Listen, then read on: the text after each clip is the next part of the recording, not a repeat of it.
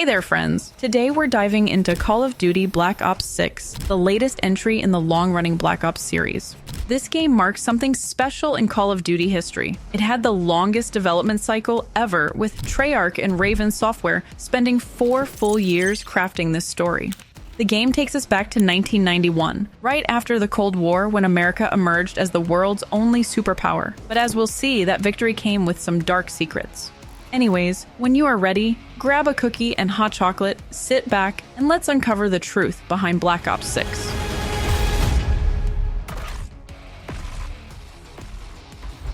Let's start at the beginning. The Black Ops universe begins during World War II. The Soviet Union is locked in a brutal struggle against Germany, and this is where we first meet Viktor Reznov, a Soviet army officer fighting in the Battle of Stalingrad. Together with Private Dmitry Petrenko, Reznov helps push back the forces and eventually participates in the fall of Berlin in 1945. After the war, things get interesting. Reznov and Petrenko are sent on a mission to capture an evil scientist named Friedrich Steiner, who had developed a chemical weapon called Nova 6. Their commanding officers, General Nikita Dragovich and Colonel Lev Kravchenko, decide to test Nova 6 on their own men, including Petrenko.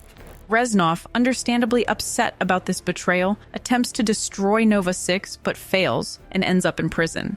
Fast forward to the 1960s, and the CIA is now deeply involved in covert operations worldwide. Alex Mason, a CIA operative, attempts to assassinate Fidel Castro in Cuba but fails and gets captured. He's sent to a Soviet prison called Vorkuta, where he meets Reznov. This is where things get really complicated. Mason undergoes psychological programming by the Soviets, but Reznov manages to interfere with it, essentially reprogramming Mason to target Dragovich, Kravchenko, and Steiner instead of whatever the Soviets had planned. The 1980s brings new challenges with the Cold War at its peak. A mysterious Soviet spy known as Perseus threatens to detonate American nuclear bombs across Europe and blame it on the US. Russell Adler, a CIA operative who becomes central to Black Ops 6's story, leads the charge against Perseus, along with Mason and Woods. By 1989, the situation becomes even more complex when Raul Menendez, a Nicaraguan drug lord with a vendetta against the CIA, tricks Frank Woods into killing Alex Mason, though, depending on your playthrough, Mason might have survived. Woods ends up wheelchair-bound, and the CIA begins to fracture from within. This brings us to 1991, where Black Ops 6 begins. The Cold War is officially over, and the United States stands as the world's sole superpower. However, a shadowy organization called Pantheon has infiltrated the highest levels of the CIA, forcing veteran operatives to go rogue to expose the truth. The timeline of this universe stretches from World War II all the way into the 2020s and beyond, though much of that future history remains classified.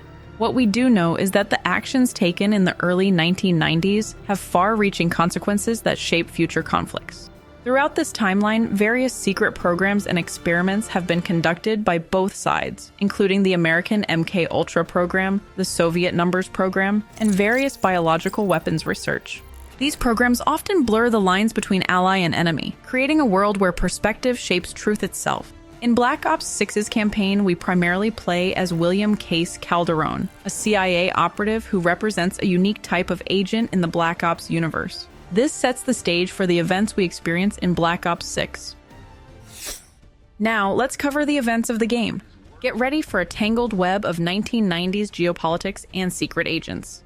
We begin with a series of news clips showing the end of the Cold War, featuring Presidents Ronald Reagan and George H.W. Bush, along with Soviet leader Mikhail Gorbachev. The footage highlights nuclear disarmament agreements and Operation Desert Storm, setting our story firmly in the early 1990s during the Gulf War period. The scene then shifts to a tense debriefing. We meet CIA Deputy Director Daniel Livingston, who is questioning 3 agents, Troy Marshall, Frank Woods, and Jane Harrow.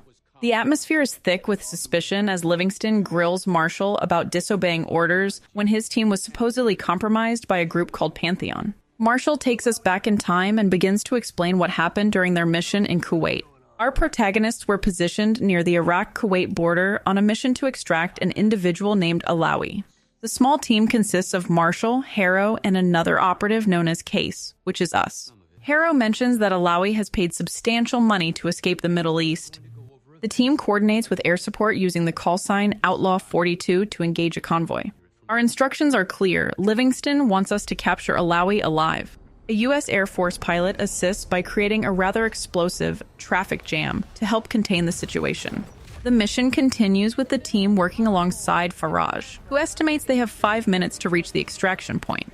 They encounter resistance from what appears to be Saddam's forces, who are well-trained and heavily armed. Through the chaos of smoke and combat, we spot our target Alawi in a black truck. Marshall directs Case to locate him while maintaining pressure on their opponents. The sequence showcases the team's coordination and tactical expertise in a high-stakes extraction operation.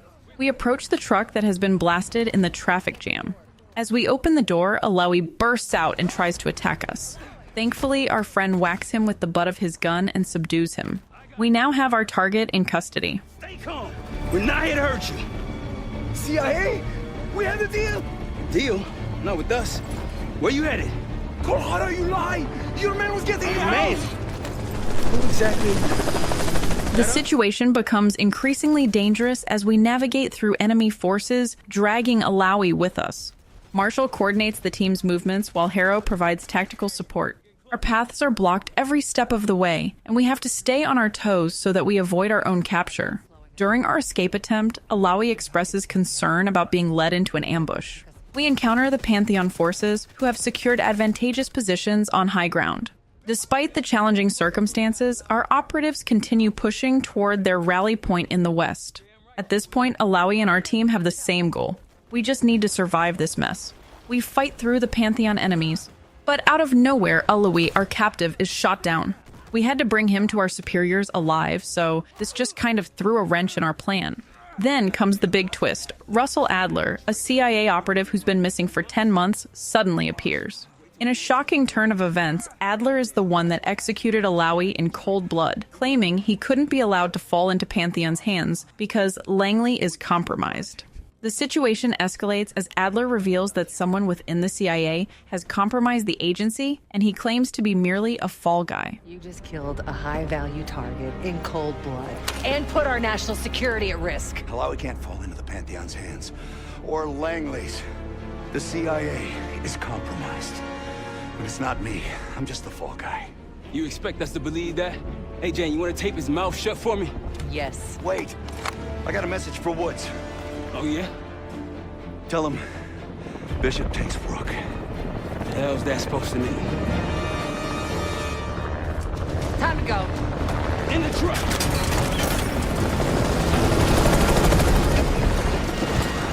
Case, our operative, uses a launcher to engage hostile aircraft while the team navigates through dangerous terrain. Back to the present in the debriefing room, Harrow tries to put a positive spin on the mission, suggesting that despite losing Alawi, apprehending Adler is a significant achievement. But Livingston reveals another layer to the story. Adler is apparently a mole who betrayed operations in Panama and is responsible for Woods being stuck in a wheelchair now. Livingston is furious with the lack of transparency regarding the mission, so he suspends our group until further notice. After he's done ripping us a new one, he dismisses us from the debriefing, declaring that the Cold War is over. He advises the team not to pursue the matter further, but our agents have other plans. The Cold War is over, Mr. Woods. That makes you and Russell Adler the last global gunslingers of a bygone era. Take this time to reflect on that. Dismissed. All of you. In a private conversation, Marshall and Harrow discuss the situation with Woods. Harrow offers to cover for them, but warns that they'll be on their own if things go wrong. She's done this numerous times before, and Marshall owes her a dozen favors. Our team takes a 3-day breather before ramping up for their next totally authorized mission. We are now on our way to a mysterious facility called the Rook. We learn from Marshall that before Adler's disappearance, he had been investigating rumors about a dangerous paramilitary group receiving orders from within the CIA. Adler believed that the Pantheon was developing an unprecedented type of weapon. Marshall explains that evidence had surfaced incriminating Adler, leading to his flight. But recent events have caused Marshall to question everything he believed about Adler, Livingston, and the CIA. Our team begins formulating a plan to uncover the truth. They identify 2 key contacts, Savati Dumas, an assassin from one of Avalon's crime factions called the Guild, and Felix Newman, a former Stasi engineer and enforcer who managed to crack the military branch of the U.S. Advanced Research Projects Agency Network, or ARPANET. We head out to follow our team to their new base of operations. Woods explains that they discovered this location while following an old KGB trail and a recording. They found the place empty, essentially a forgotten relic of the Cold War. Woods begins outlining plans for the facility, describing potential areas for an armory, training space, and a gear bench. He emphasizes that while the location is free, they'll need resources to make it operational. In a bit of Robin Hood-style planning, Woods instructs the team to look for cash during their missions. The implication is clear: they'll need to fund their operation through whatever means necessary, taking from the rich to support their cause.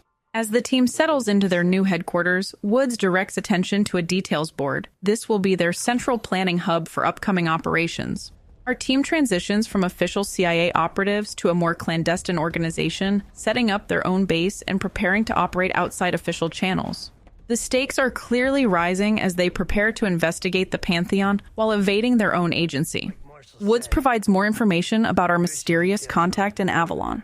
The city is apparently a playground for the wealthy and criminal elements, with everyone constantly jockeying for power and influence.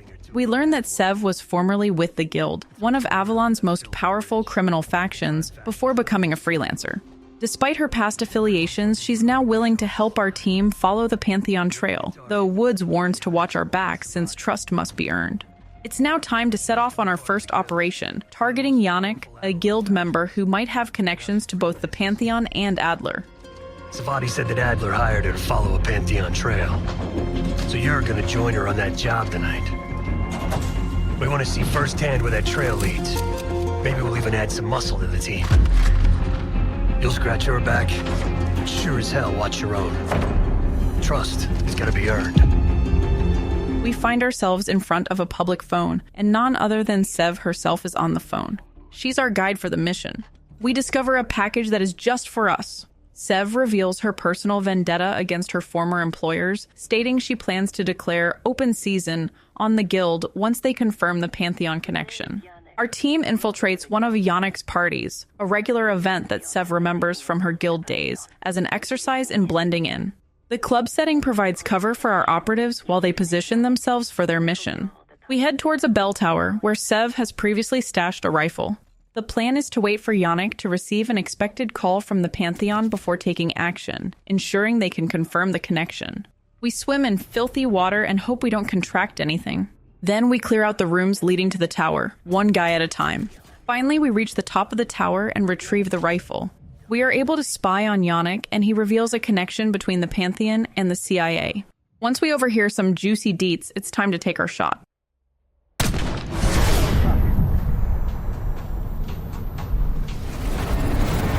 The operation goes according to plan as we eliminate Yannick. This sets off a chain reaction with Guild security responding to the shots, forcing our protagonist to make a strategic retreat. Sev describes Yannick as just our first domino and guides us to a payphone where she'll pick us up in a white van. We then change into Guild security uniforms to continue our operation. The mission continues at a restaurant where the Guild is meeting with Pantheon representatives. Our operatives must locate and infiltrate an antechamber where the meeting is taking place, with Johann Asidi being the biggest target among the Guild leadership. We stealthily make our way through the kitchen, though we have to twist a few heads. Our hero needs to get through the building quickly. We finally reach the antechamber and we witness a meeting between Guild security and a Pantheon contact. The atmosphere grows tense as the Pantheon representative demands a shipment be moved that night. Things take a dramatic turn when we are discovered. Troublemaker. What's going on in there? We have a visitor. Walked right into the lion's den. Alone. Uninvited. Maybe this one works for a rival, huh?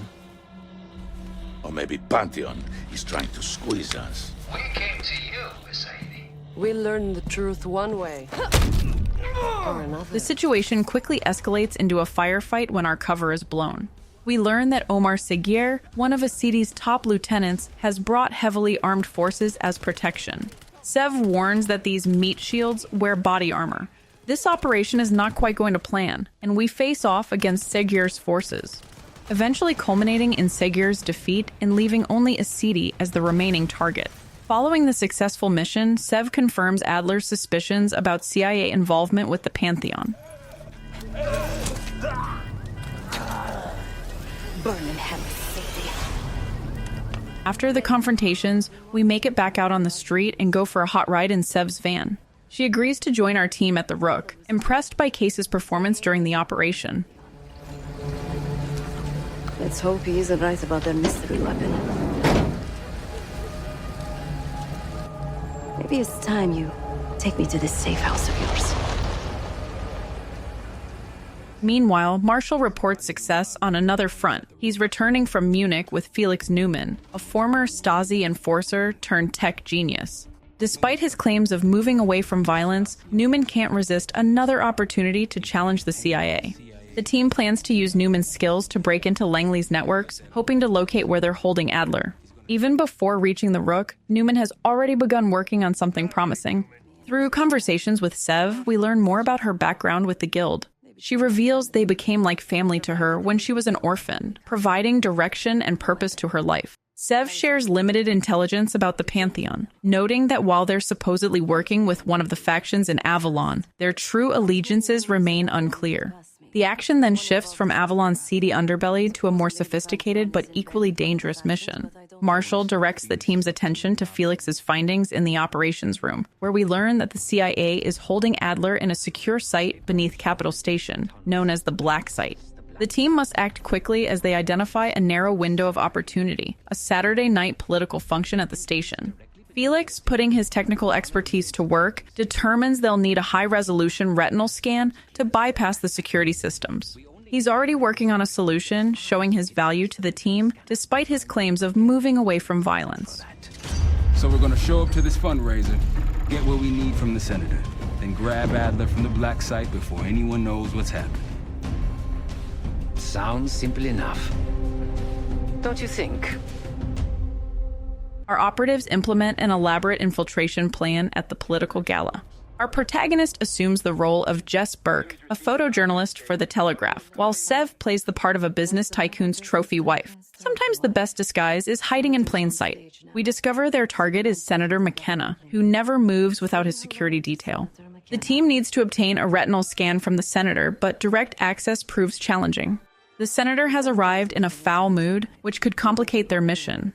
The operation employs a sophisticated approach, with our team using a gala map to track various paths and gather intelligence. We discover the senator has planned a private meeting with a note in his coat pocket at the coat check, a potential opportunity for our operatives.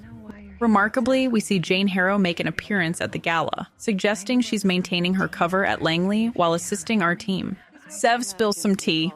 Apparently, the senator is having domestic troubles with his wife, which is juicy information that could potentially be leveraged to their advantage. This personal drama provides another potential angle for our operatives to exploit. The team makes use of surveillance techniques, including the spy camera that Felix gave us, which allows them to tag and track targets. As the event attendees discuss current political situations, including tensions with Saddam, our operatives carefully gather intelligence. Sev orchestrates a clever distraction at the coat check, engaging the attendant in conversation about their aspirations as an aspiring actress who once played in an off-Broadway production of A Streetcar Named Desire, where she played the car. I mean, I've seen worse, like being casted to play a tree. Anyhow, this provides cover for us to search for the senator's navy overcoat with gold buttons. After fondling a few coats, we find the right one. Inside the pocket, we discover a note. The note is signed by Grisham, asking him to reconsider his offer. How demanding. Through our surveillance, we learn about Lee Grisham, head of security for Aldrain Energy and former Navy SEAL Team 6 member. The conversations at the gala range from Westminster Kennel Club dog shows to audiences with the Pope, providing our team with perfect cover as they blend into the high society atmosphere. Our team uses these seemingly trivial discussions to mask their true purpose as we work. We discover that the senator routinely forgets that he has a wife, and there appears to be tension between the two.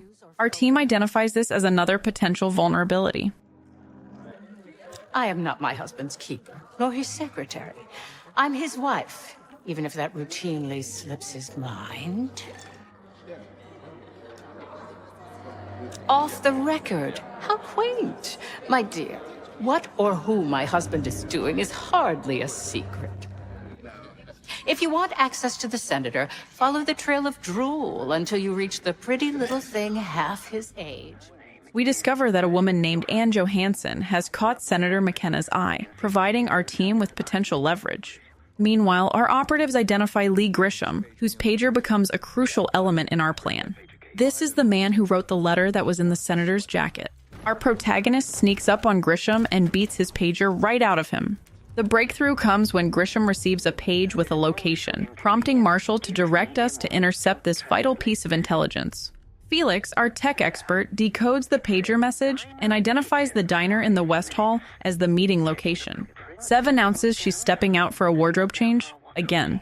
And just then, Marshall spots CIA agents at the event, raising the stakes for our hero, who must now avoid detection while completing the mission. Our operative manages to reach the diner where Senator McKenna is located. In a tense confrontation, McKenna confronts us about our camera and suspects reporter status. The senator becomes hostile when discussing potential whistleblowers, showing his aggressive stance toward those who might expose corruption. McKenna threatens us because the senator is scared we could ruin his career. He claims we won't be able to use a typewriter after he's done with us. But before he can break our fingers, we turn the tables on the senator. We beat the bananas out of him and his team. Boys, it's all yours.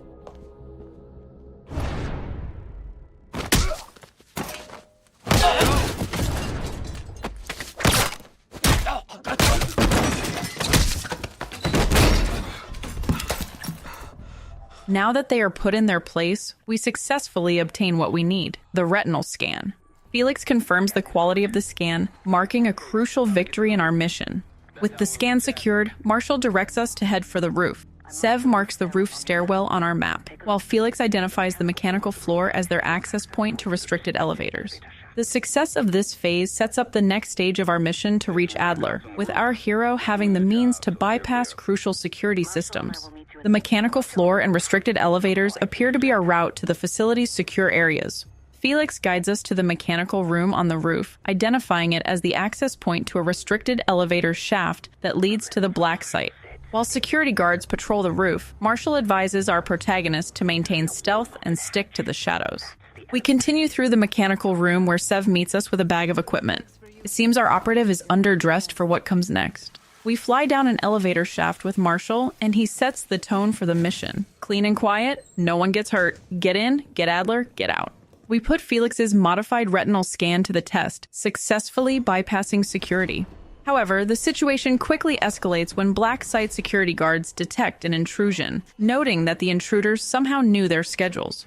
Marshall provides tactical support from a security room, giving us the option to handle the situation stealthily or guns blazing. Yeah, we start blazing. Heading your way.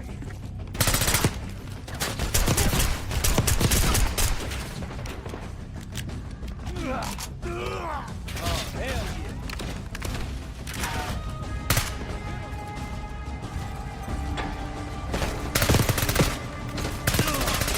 Stakes rise when our team encounters multiple targets and hostages, requiring careful navigation through the facility. Along the way, our hero discovers some interesting tech from Felix, including a short-range taser. Not very powerful, but enough to stun enemies. This proves useful as our operative encounters various obstacles and barriers. The team finally locates Adler in a cell, but Pantheon soldiers are already present and discussing something going on at the front. Guess Woods got my message. The old man says you're worth it. Better be right. Sev, we got the prize. Good. Now get out.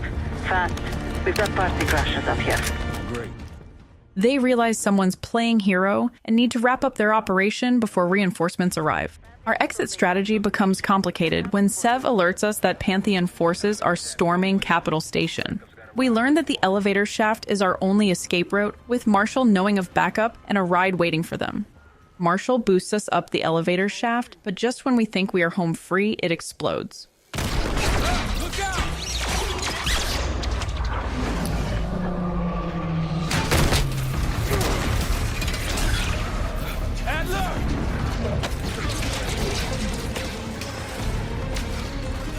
I guess it's back to the basics. Stairs it is. Adler is surprised by our dedication, saying, "Who would be crazy enough to pull a stunt like this?" The situation becomes more complicated when Sev reports that every uniformed thug has arrived at our doorstep. The team adapts their escape route, opting for the east exit where Sev might be able to clear a path for them. We find motorcycles, and Marshall references The Great Escape, though Adler notes that the film didn't exactly end well for everyone. As our ammunition runs low, our team finds themselves with increasingly limited options. We fly out the front of the building on our bikes, hopping over cop cars, and frankly, wreaking havoc. Now that we are out of that mess, Sev expresses that our attempt at subtlety has gone out the window, noting that if our careers weren't over before, they certainly are now.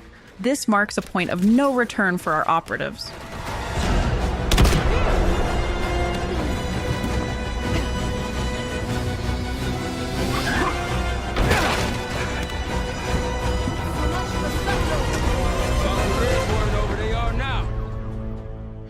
We hear a phone conversation between Harrow and Marshall. She reports that it's all hands on deck at Capital Station. She's shocked to learn that the team broke into a CIA black site to free Russell Adler. Marshall reveals a crucial piece of information. The Pantheon forces that attacked the black site weren't Adler's allies. He connects them to the same group that appeared in Kuwait, suggesting an inside source at the CIA must be feeding them intelligence. The consequences of our team's actions become clear as Harrow informs us that Interpol has added Woods and our hero to their most wanted list. Their status as rogue operatives is now official and international. We see the mission's impact rippling outward, transforming our team from covert operatives to international fugitives. What started as a rescue operation has exposed deeper conspiracies within the CIA, with the Pantheon's involvement raising more questions than answers. Marshall advises Harrow to maintain distance from their actions to avoid blowback, but she dismisses his knight in shining armor act. He directs her to investigate Livingston. Back at the safe house, the tension between Marshall and Adler becomes apparent as they discuss Alawi's execution. Adler responds cryptically, "You're in my world now."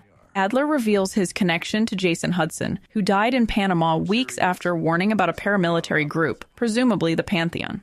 Adler describes them as homegrown, but transnational, composed primarily of Western-trained, English-speaking military and intelligence veterans. Adler clears up misconceptions about Frank Woods' condition, explaining that he was falsely blamed for compromising the Panama mission that got Hudson and Mason killed and left Woods injured. He chose to go silent rather than get caught in the net. Adler tells us how documents surfaced last March showing encrypted transfers from drug lord Raul Menendez's personal account. This revelation prompted Adler to avoid a planned flight to Morocco when Langley called. Come to find out that Adler actually has a connection to Alawi, Iraq's Minister of Defense, whom he had been in contact with since the beginning of the year. Alawi sought passage through Europe in exchange for information, but the coalition forces' attack altered his timeline. Throughout these conversations, we see the team grappling with trust issues and conflicting loyalties, while deeper conspiracies involving the CIA, Pantheon, and various other players continue to unfold. Dedicated my life to our country, you know? I believed in its potential. Still do, despite everything. After Capital Station? Well, I don't see the cavalry coming either. We're all there is. He spent the last year gunning for the old guard at Langley. Maybe he was the mole behind Panama, too. If it wasn't Adler, someone sure did a bang-up job making it look that way. I don't know, man. Can't say it all adds up. It's time for our next mission involving a weapons demonstration under a palace in the desert. Our team plans to pose as Delta Force operatives to investigate what Pantheon might be hiding. The stakes are high as coalition forces launched an operation against Saddam 2 weeks prior. A complication arises when we learn coalition forces have marked the palace for massive aerial bombing.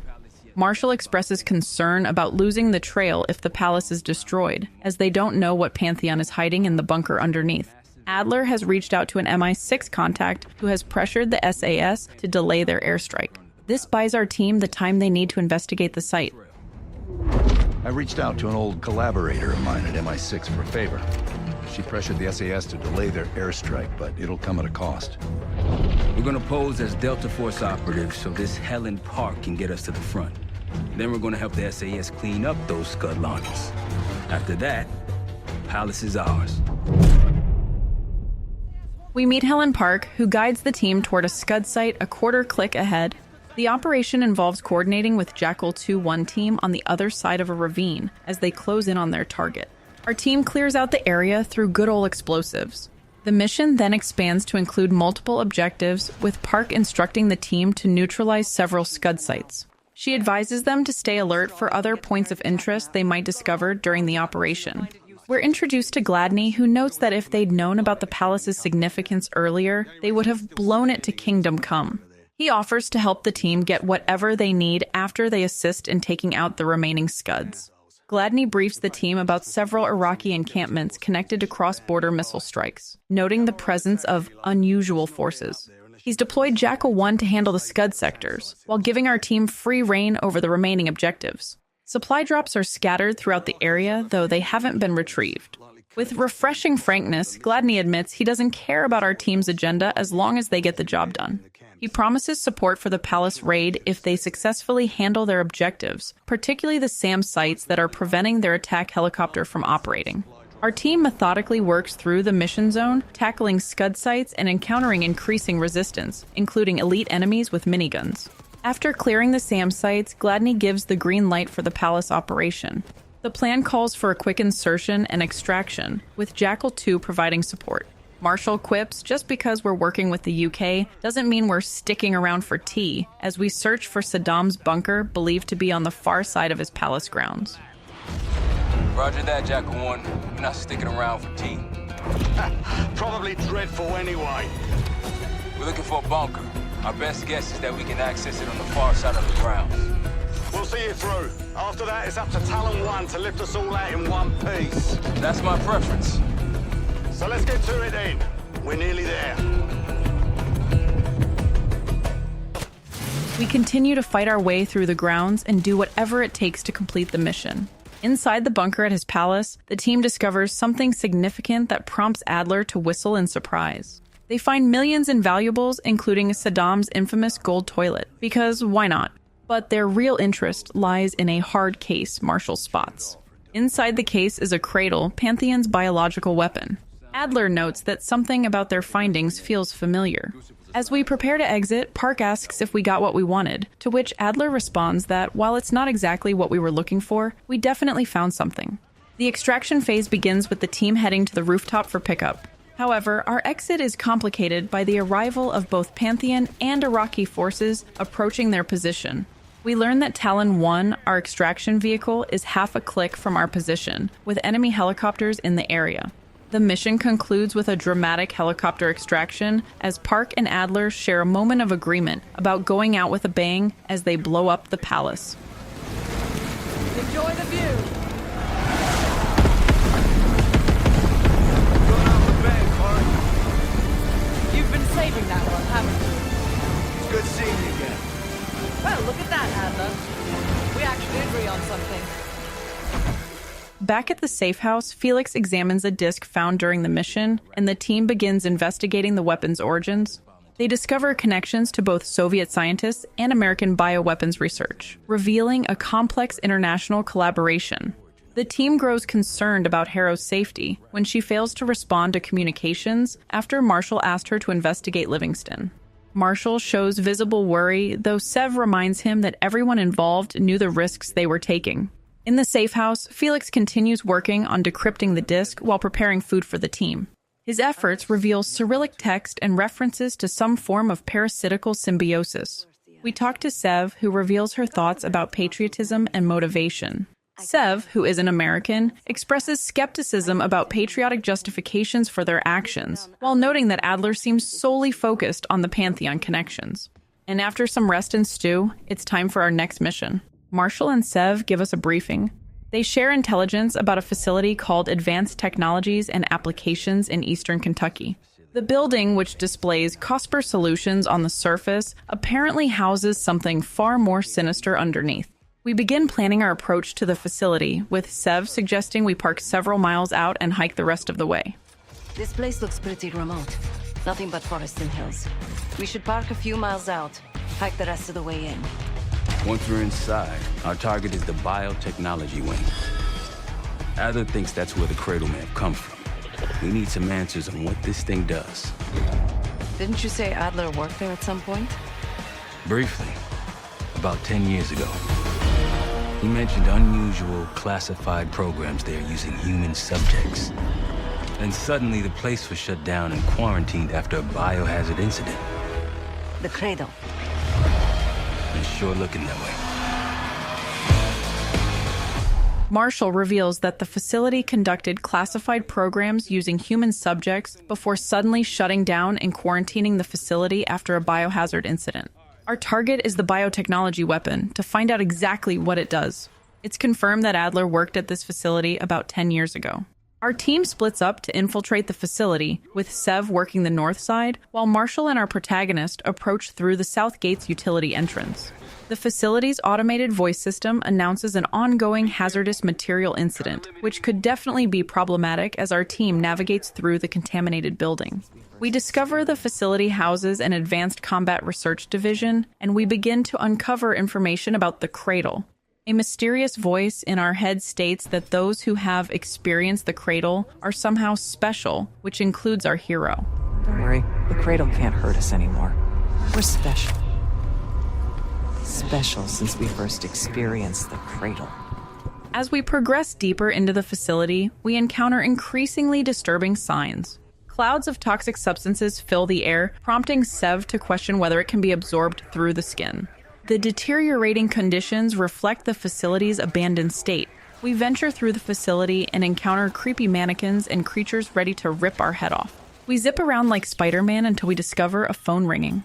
We answer the phone, which helps us begin piecing together the facility's history. The call indicates the staff was thrilled with Cradle trial results.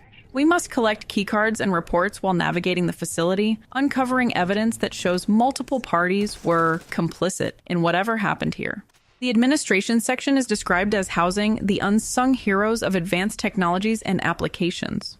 Each new area provides more pieces of the puzzle about the Cradle's development and purpose.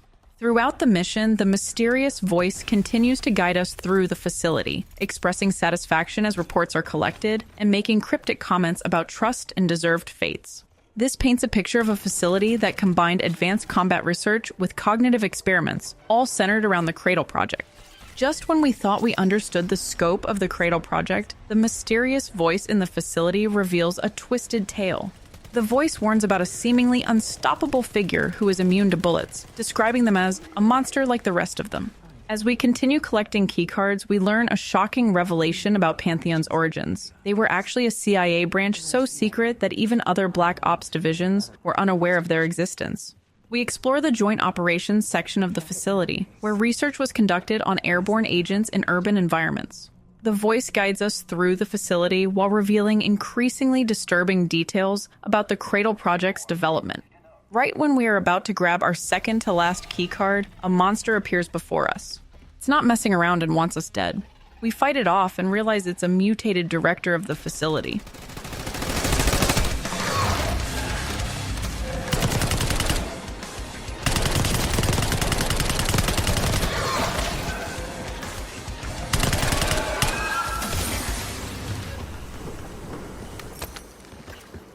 A breakthrough comes when we discover a bathysphere containing another mutated director. We must drain water and overcome various security measures to access this crucial piece of evidence, all while dealing with compromised structural integrity and power surges, of course. With the water drained, the director breaks out of the bathysphere. Our protagonist fights him and his minions off so we can get his keycard.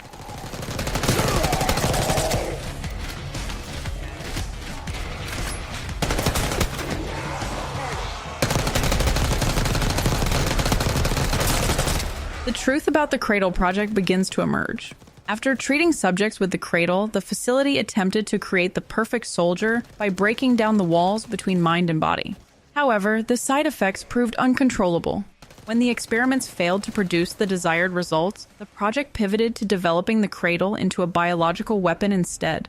This decision would have devastating consequences for everyone involved.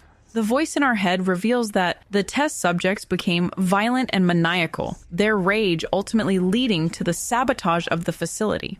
The contamination that now permeates the building comes from the same poison that runs through our veins, leading us to believe the voice belongs to one of the test subjects. So maybe we're not crazy. The Joint Operations area represents the intersection of multiple research initiatives, from cognitive enhancement to biological weapons development.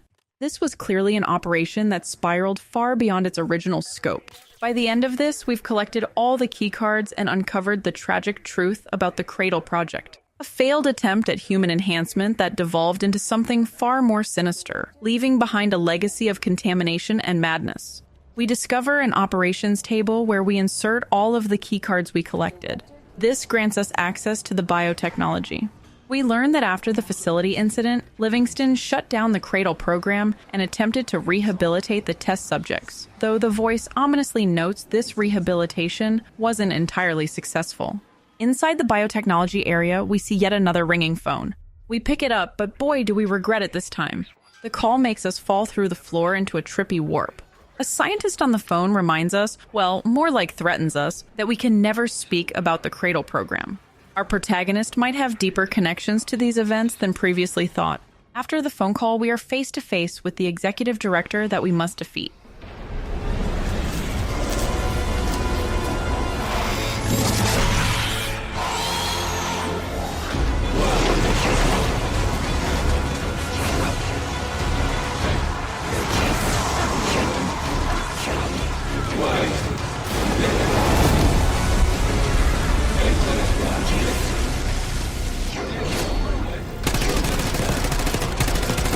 But he knocks us out cold. Marshall and Sev come to our rescue in the facility. The team discovers the Cradle and evidence that someone took a large batch of something the previous summer, though the exact nature of the material isn't specified. But we know one thing for sure: the gas through the facility makes people hallucinate. As Marshall deems it a good time to leave, we see Sev as a monster for a split second. This suggests our hero may have been seeing regular people in the facility as monsters trying to kill us. Back at the safe haven, Woods calls the team's attention to some crucial evidence regarding the Cradle, leading to the discovery of recordings featuring someone named Gusev conducting tests on individuals, including kids. More disturbingly, we spot Harrow in the footage. Her involvement runs deeper than suspected.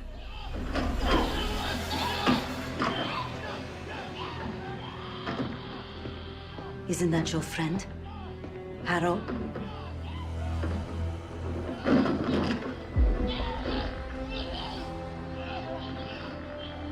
You did it. Badly so. Turn it off. There's still a few more minutes. I said turn it off! Felix continues analyzing the recording. During this investigation, Sev pulls Marshall aside for a private conversation. Well, minus our nosy hero listening in. She attempts to tell him something he might not want to hear. She reveals she was once like him, trusting those around her, which ended in loss. Marshall is heartbroken that Harrow was part of the horrible tests. The weight of betrayal hangs heavy over the team as they process these revelations. Throughout these exchanges, we see the toll these discoveries are taking on our team. Marshall appears increasingly stressed, while Sev tries to maintain some perspective, noting it's been a day.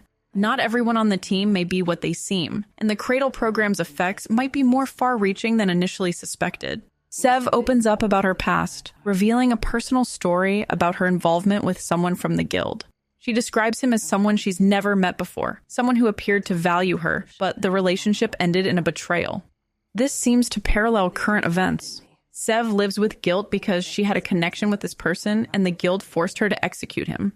She later found out that her colleague was not actually a traitor, and that the Guild lied to her and manipulated her into killing this person. So they had me orchestrate his assassination. The most difficult thing I've ever done. Yes. But it probably won't shock you, Case, to learn what happened next. The whole thing was a lie. He was innocent. I fled the Guild and vowed to myself that I would bring the whole house down. It's now time for our next mission. Felix discovers crucial intelligence about a safety deposit box in Casino Lutazzi's archive room. The team theorizes that Pantheon is funding their research through laundered casino money, giving them a new target for investigation. Marshall outlines an elaborate plan. While security is distracted, our protagonist will infiltrate the archive room to locate the mysterious box. Our team hopes whatever is in the safety deposit box will lead us to Gusev. The first step involves winning big at the high roller table so we can gain access to the lounge. We go through the initial stages of the operation, with Woods providing technical support by helping tap into the casino's security system through 3 junction boxes. This gives them full visual coverage of the facility, including views of the main floor, security room, and vault. The casino security proves to be no joke, with the team noting the impressive amount of firepower stored in the armory. Woods guides us through the process of intentionally getting caught to gain access to restricted areas. Why are we always the guinea pig? Badeau is a man at the high roller table who engages with Marshall in some psychological gameplay, making pointed comments about teaching children to win with grace and humility. Each team member plays their part, with Woods managing surveillance, Marshall handling social engineering, and our boy Case performing the hands-on infiltration. The stakes are high as the team discovers more connections between the casino's operations and Pantheon's funding. This isn't just about winning at cards, it's about following the money to uncover the truth about Pantheon's operations. Meanwhile, our protagonist got the short end of the stick and now has to trench through the watery underbelly of the casino. We interfere with the access panels so Woods can take over the casino's camera system. It's time for our intentional capture. We head out of the sewer area, and before we can make it back to the casino, we are caught. While we are getting closer to the archive room, Marshall is still trying to win his poker game. Thankfully, Woods has access to all the cameras now, so he can see Badeau's hand. Despite spying on the opponent's hand, Marshall still manages to lose. So before everyone shows their hand, Sev, the fake server, spills drinks on Badeau. This gives Marshall just enough time to switch out one of his cards with a secret one he has been hiding in his sleeve. Your drink, signore. You must be... I'm so sorry, sir. Please, let me help. What are you doing? I'm terribly Stop. sorry. You're making it worse. 7 of hearts to the rescue. Marshall heads to the high roller lounge to meet with the pit boss to steal his keycard. Felix guides Marshall through the next phase of the plan, instructing him to place a scrambler on a specific slot machine near the double doors. This creates chaos when the machines malfunction, with the pit boss trying desperately to maintain order while dealing with angry patrons demanding their winnings.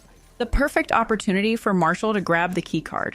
The confusion provides cover for Felix, who pretends to be the handyman suggesting server reset, creating an opportunity for further infiltration.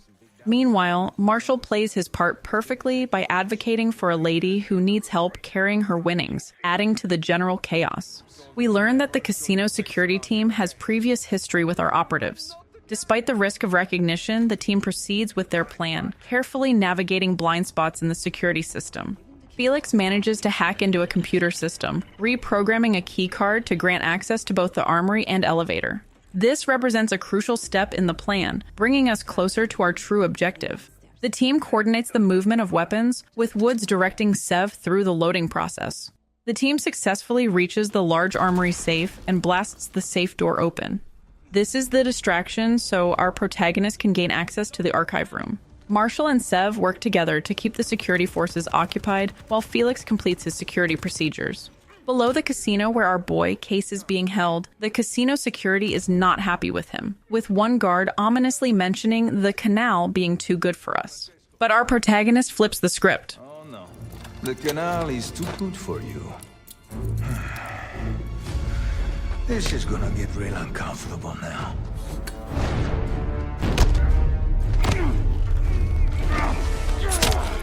Payback the bitch. We run out of the basement and head up to the archive room.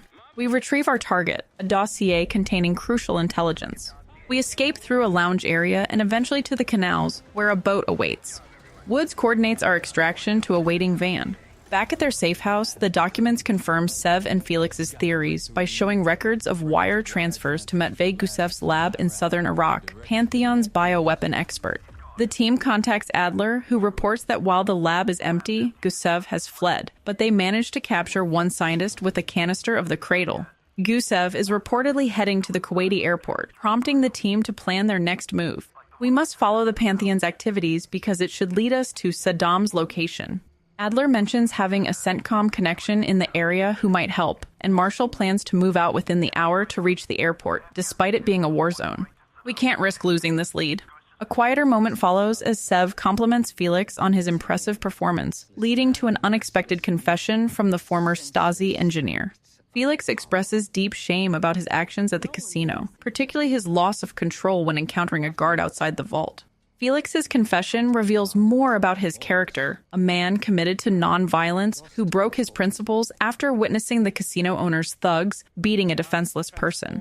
He describes the guard outside the vault as the avatar of everything I now reject. While Felix grapples with his violent actions, Sev takes a more pragmatic view, stating that the Pantheon won't be stopped with kind words and gentle attitude. If I lose myself to this endeavor, I am no better than the very enemy we seek to stop, yeah? Save your pity for the victims. You did what was needed to be done. No. My reaction was catharsis and indulgence. Harrow and the Pantheon won't be stopped with kind words and gentle attitudes. Now it's time for our next mission. The team prepares to intercept Gusev at the airport.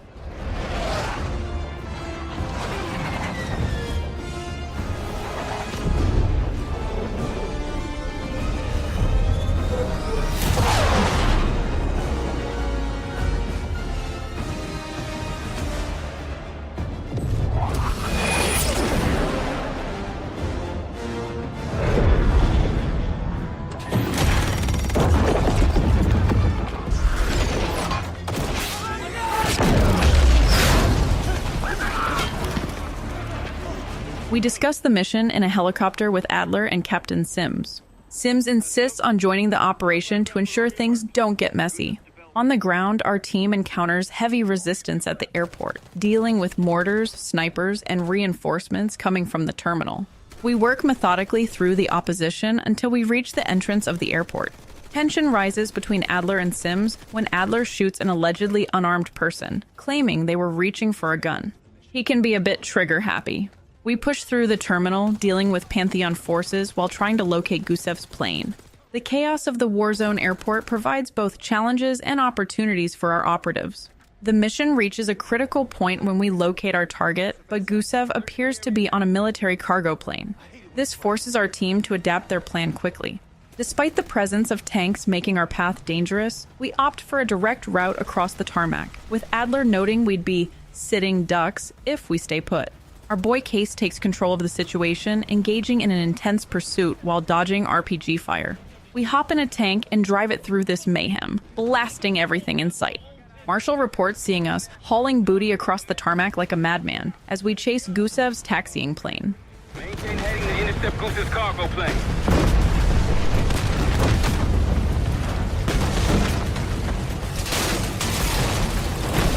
Head towards the terminal. Go! They didn't have a chance. Right as Gusev is taking off, we take a shot right at him with our tank. The team successfully grounds the aircraft, leading to a confrontation with our target. During a rather violent interrogation, Gusev reveals crucial information about the Cradle, describing it as a biological agent from an American lab that makes people infectious and causes them to tear each other apart. This confirms the weapon's horrifying potential. Gusev claims he doesn't know much about the Pantheon's plan, to which Adler does not believe. Gusev begs for his life. Adler tells us to shred Gusev's head. Case, make him talk.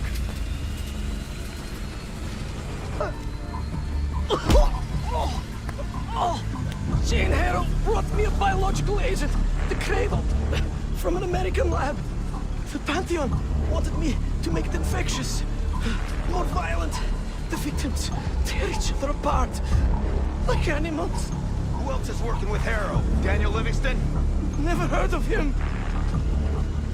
I don't know! I don't! Please, you must believe me! Pull the plug, Case. No! No! Stop! Thankfully, Sims interferes and stops Adler's aggressive impulses. Sims takes Gusev into custody. We learn that Pantheon converted Vorkuta, a former prison camp, into a facility for large-scale production of the Cradle.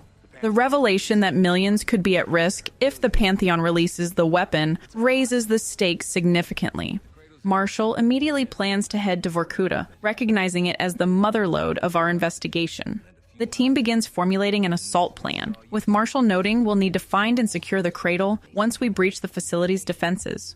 The gravity of our mission becomes clear as we prepare for what could be our most crucial operation yet. We start to see the full scope of the threat we're facing, not just a weapon, but a potential pandemic waiting to be unleashed. Our race against time becomes even more urgent with the knowledge that mass production is already underway. For this portion of the mission, we play as Sev. Per usual, Sev changes her disguise to blend in and begins scoping out the facility's defenses. She identifies several potential targets, including an attack helicopter in a gated area and an impressive radar dish. She considers various methods of sabotage, from tampering with fuel supply to planning charges on critical equipment. We must plan carefully since any suspicious activity, like lockpicking, wielding weapons, or entering restricted areas, could blow our cover. Sev works methodically, ensuring she doesn't leave any evidence of her activities, including bodies that might alert security. We discover that the warhead shipment originated from Belarus, with work orders showing new guidance chips, model GCX, are scheduled for installation tomorrow. Sev sees an opportunity to expedite this process. She plans to swap the active warheads with duds. The infiltration becomes more complex as Sev navigates through the base's security systems, encountering cipher-locked terminals and avoiding detection. Through security camera feeds, the team makes a shocking discovery. They spot Jane Harrow in what appears to be an underground lab. This confirms her involvement with Pantheon and the fact that she's been working with them all along. The revelation forces Marshall to adapt the plan. Not only must we deal with the weapons situation, but now we need to extract Harrow, specifically unharmed. The base's sophisticated security measures, including radar systems and armed guards, force our team to be creative in their approach. Every action carries the risk of detection, making each decision crucial to the mission's success. All right, new plan. We're not leaving empty-handed. We wreck this place, grab Harrow unharmed. I've got a few questions. I'll find a way underground. We're now back to being cased in the helicopter. We discover the entrance to underground tunnels, which the Pantheon forces seem particularly keen to protect. Marshall and Felix coordinate their approach. As we fight our way across to the tunnel entrance, Felix positions a helicopter for extraction. The team is planning for all contingencies. However, communications begin to break down, with Felix's signal becoming unclear just as we reach a critical phase of the operation. We continue fighting our way through the facility despite Harrow telling us to turn back through our radio. The stakes are too high to turn back now. Harrow gives us an option to leave alive or continue and die. Yikes. Just turn back now before you get yourself hurt. Or worse. Case, I know you can hear me. Troy's made his decision. It doesn't have to be yours. You have a gift. Don't let it die here in the dirt. Harrow calls Marshall tenacious, but warns he's in over his head this time. The conversation reveals a complex history between them, with Harrow claiming Marshall is too stubborn to see the big picture and refuses to listen to what's really going on. We learn that Harrow took Gusev's position, suggesting she's risen through Pantheon's ranks. Next, we climb up a ladder and are knocked down before we can get on our feet. Finally, we confront Harrow, who immediately tries to turn us against Marshall. Despite the conflict, Harrow expresses respect for our protagonist's work and principles. Bumping into each other, don't we, Case? I take it Dr. Gusev pointed you here. I knew he would eventually let us down. But unusual circumstances make for unusual bedfellows. I'm sure you're well aware of that by now. I respect you, Case. I really do. You put everything into your work. You're principled. You may not believe it anymore, but I am too. It's all just about perspective. Thankfully, Marshall makes an entrance with a flashbang. He takes Harrow into custody and frees us from the guards, though the victory feels hollow given their shared history. But you end up saving 2 lives.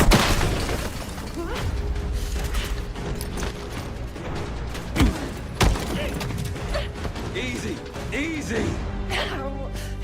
Take me, kill me, Troy. There's nothing you can do to stop this. You know I hate being told what I can't do. Felix, get ready. We're headed back to the Rook with the guests. Back at the safe house, Marshall reflects on their journey home, describing a metaphorical guillotine hanging over our heads. His observations of Harrow are particularly poignant. He notes her knowing smirk, once found amusing, now carrying a more sinister weight. We learn that Marshall had noticed changes in Harrow, but couldn't properly interpret them at the time. He struggles to understand her motivations, especially given her previous reputation as a patriot. The transformation of a trusted colleague into an adversary clearly weighs heavily on him. I couldn't tell the difference. I just can't wrap my head around this. The motivation. She was a patriot. Followed in her parents' footsteps. They were both CIA too. They were her inspiration. Believed in the mission. She never let them down. So what am I missing? situation becomes more complicated when the team discovers someone has embedded a device in Harrow's forearm, which Felix believes to be a tracker. This revelation forces them to make a quick decision about their next move. Despite Seb's suggestion to relocate, Marshall decides they'll make their stand at their current location. He declares that if the Pantheon wants Harrow, they'll have to fight for her on the team's terms. Adler reveals he has a plan to make Harrow talk, though he needs time to prepare. He shares some background about Harrow's early days at Langley, describing her promise, curiosity, intellect, and ambition, suggesting a personal connection to her fall from grace. The team begins fortifying the house while Adler prepares his interrogation method. The personal history between Adler and Harrow leads him to reflect on his possible role in her current path, wondering if he might have been wrong for the job during those early years. Adler tells us about Harrow's background at the CIA, where she gained significant influence in the Special Activities Division and caught Livingston's attention. Felix wheels in Harrow, strapped to a chair. Adler's interrogation technique begins with a long needle to the neck. The serum taps into Harrow's subconscious. As the questioning progresses, Harrow's responses become increasingly fragmented, switching between different aspects of her personality. Adler calls it separation. Just relax. Relax.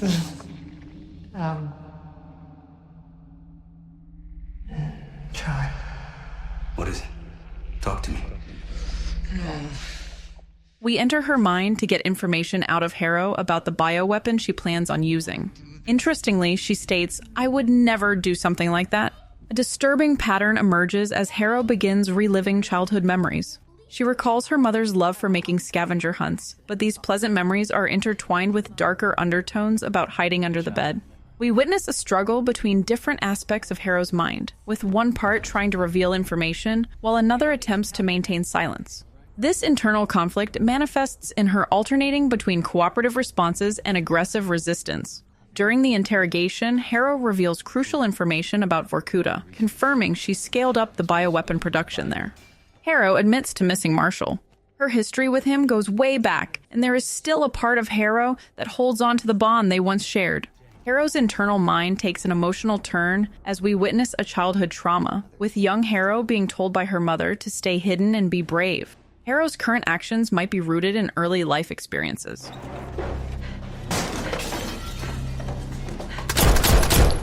Jane, no, go!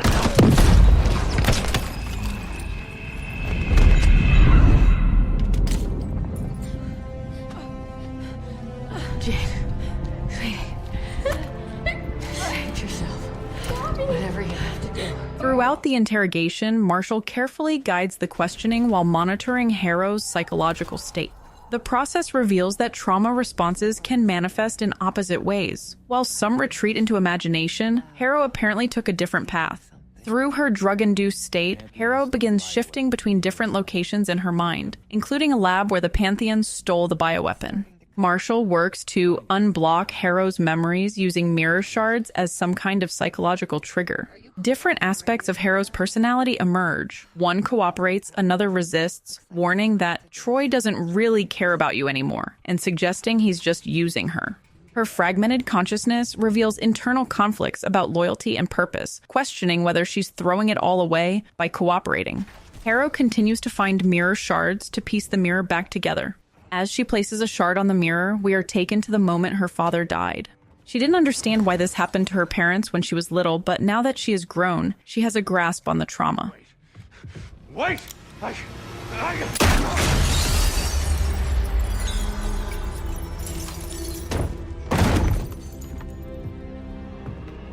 would only understand this moment years later. The situation becomes more intense when Marshall realizes we're finally making progress with Harrow's cooperation. However, our breakthrough is interrupted by the arrival of hostile forces at the safe house. The Pantheon forces have come to get Harrow back. Woods alerts us to incoming threats, forcing us to shift focus from the interrogation to defense. Marshall expresses frustration, noting that if we can't get answers from Harrow, everything we've been doing has been for nothing. The action escalates with the arrival of an APC, armored personnel carrier, forcing us to fall back and grab rocket launchers. Despite the chaos, Woods continues trying to protect Harrow and maintain the progress we've made in the interrogation. We continue to get fragments of Harrow's story. A crucial detail emerges about her parents' deaths, with references to newspapers, police, and aunt and uncle all sharing the same story. Through her drug-induced state, Harrow reveals that she wanted to join the CIA like her parents to gain access to top-secret files regarding her parents. Throughout the years, she gained higher clearances and discovered more files. Eventually, she reached the highest clearance only to realize the CIA files were mysteriously missing. The implication of CIA involvement becomes stronger as she hints at deliberate cover-ups and erased histories. We learn that the Pantheon had copies of her parents' entire histories. There's a deeper connection between their deaths and the organization. Harrow's mind is transported back to the scene of her father's death and realizes Adler was involved in the operation, with him reporting targets eliminated to CIA security. It was Adler. The man who takes you under his wing. Adler? Bullshit. If it's true, that means your parents were double agents. Or worse. Never! The revelation that Adler, the man who took Harrow under his wing, might be connected to her parents' deaths adds another layer of betrayal. Woods questions whether her parents might have been double agents, though Harrow's fragmented state makes it difficult to confirm details. These are deep-rooted memories that Harrow's mind has been suppressing. The Pantheon's role becomes clearer as Harrow explains they showed her their vision for the agency. She speaks of a new world order and the organization's plans to pull the world's strings, suggesting their ambitions go far beyond simple terrorism. Woods challenges Harrow's memories, pointing out she was just a kid when these events occurred. This questioning of her recollections adds uncertainty to everything we've learned, making us wonder how much of her story we can trust. Harrow's current-day evil self claims that her child mind is confused about what happened. She doesn't want the memories to come back to her child mind. The two versions of Harrow engage in an altercation. You can't run away from yourself. Shit, your heart rate through the roof. Throughout these revelations, we continue defending against the Pantheon's assault on our position, creating a tense atmosphere where physical and psychological battles merge. The scene concludes with Harrow finally finishing, putting the mirror back together despite the evil Harrow's entity trying to stop her. You're a part of me. We are in this together. Till the end. Harrow! Marshall, we're losing her. That's not an option. But just when we thought we'd uncovered all of Harrow's secrets, the situation in real life explodes into a desperate battle for survival while racing against time to prevent a catastrophic attack. We find ourselves defending against waves of Pantheon forces, with Marshall coordinating our defense as Adler, Sev, and Felix flank to the right. As the battle rages, Harrow's consciousness continues to fragment. Through her deteriorating mental state, she looks into the mirror that has been made whole again. She reveals a shocking truth. The Cradle is in Washington, at the Capitol building, just waiting for Harrow's order to release it. Harrow has been holding all the power of this deadly bioweapon this whole time. We learn that the Pantheon's plan is particularly devious. They intend to let Livingston take the fall for failing to stop an attack using a CIA-funded bioweapon. This failure would lead to his replacement by Harrow, revealing how deeply the Pantheon has infiltrated the institution. Harrow's drug-induced mind wants us to stop her from continuing on this path of destruction. She doesn't want to be the cause of so many innocent deaths. The Pantheon forces finally make their way to Harrow and release her from the psychological interrogation. The guards throw Woods out of his wheelchair, but before they can kill him, Harrow demands they keep him alive. I'm so sad to see you like this, Woods. You try so hard. You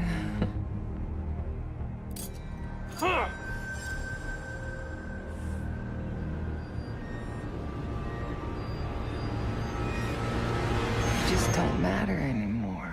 Fuck you! I'll give the order once we're airborne.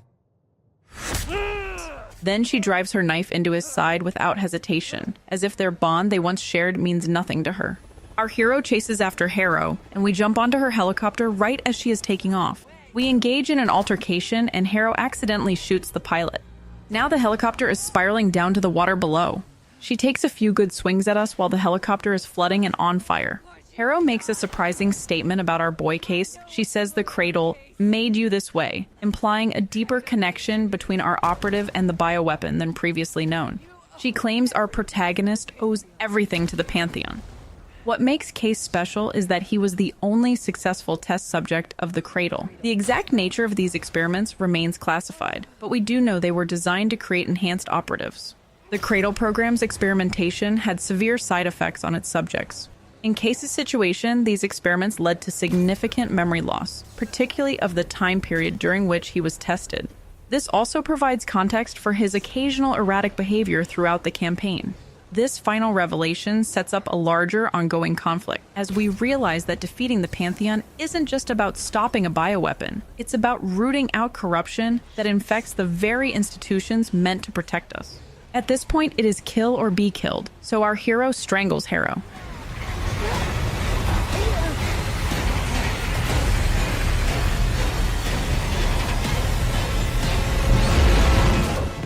We get a call from Marshall with good news. Through our efforts and quick response, we managed to prevent the Capitol attack. Marshall confirms that Livingston has evacuated the building and everyone is safe, marking a crucial victory in our mission. It's over. We did it, Case. We did it. About 2 weeks later, Woods and Marshall meet up with Livingston, and he compliments the team, since we prevented one of the worst catastrophes of all time.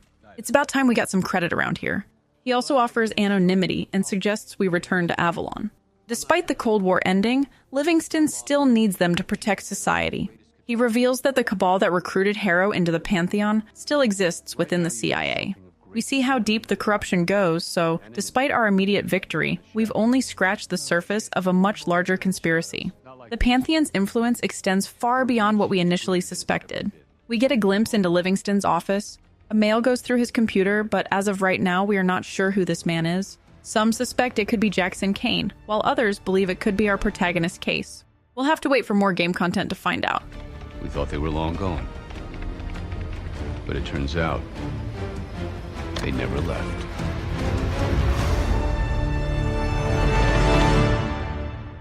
The ending connects to earlier Black Ops games, particularly through the presence of Frank Woods, who appears in a wheelchair following the events of Black Ops 2's 1980s missions. Additionally, Adler's involvement ties directly to the events of Black Ops Cold War. The game features only one canonical ending, unlike previous Black Ops titles that offered multiple choices and outcomes. This represents a more focused narrative approach for the series. And that brings us to the end of this wild ride into the world of Black Ops 6. Remember to like the video if you appreciated the deep dive, subscribe if you loved it, and let me know in the comments what your favorite part of the campaign was. See you next time, friends!